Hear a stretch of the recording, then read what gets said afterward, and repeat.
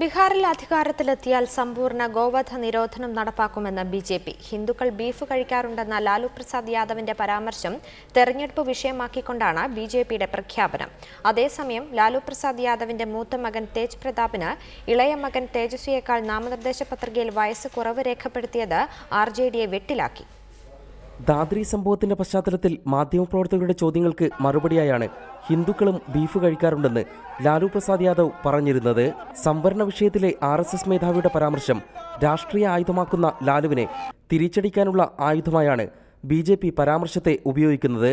യാദവ നേതാവെന്ന് അവകാശപ്പെടുന്ന ലാലു യാദവരുടെ ദൈവമായ ശ്രീകൃഷ്ണന് പ്രിയപ്പെട്ട പശുക്കളെ ഭക്ഷിക്കുന്ന കാര്യമാണ് പറയുന്നതെന്ന രീതിയിലാണ് BJPയുടെ പ്രചാരണം. സംസ്ഥാനത്ത് സമ്പൂർണ്ണ ഗോവധ നിരോധനം ഏർപ്പെടുത്തുമെന്ന് കൂടി പ്രഖ്യാപിച്ചതോടെ ഹൈന്ദവ വോട്ടുകളുടെ ധ്രുവീകരണമാണ് BJPയുടെ ലക്ഷ്യം. They are Gwalas, and Laluji sometimes proud himself that he is a Gwala who is working in the milk business. I have never seen a single Yadav in this country who is ready to support for eating of a beef. എന്നാൽ 1955 മുതൽ തന്നെ സംസ്ഥാനത്ത് ഗോവധ നിരോധനമുണ്ടെന്നും വർഗീയ ലാക്കോടെയാണ് പ്രഖ്യാപനമെന്നും മഹാസഖ്യം ആരോപിച്ചു. അതേസമയം ലാലുവിന്റെ മൂത്ത മകൻ തേജ് പ്രതാപ് യാദവിനാണ് നാമനിർദ്ദേശ പത്രികയിൽ ഇളയ മകൻ തേജസ്വി യാദവിനേക്കാൾ വയസ്സ് കുറവ് രേഖപ്പെടുത്തിയത്. തേജ് പ്രതാപിന് 25ഉം തേജസ്വിക്ക് 26ഉം വയസ്സാണ് പത്രികയിൽ. സഹോദരനേക്കാൾ തേജ് പ്രതാപിന് 2 വയസ്സ് കൂടുതലുണ്ടെന്നാണ് കുടുംബാംഗങ്ങൾ പറയുന്നത്.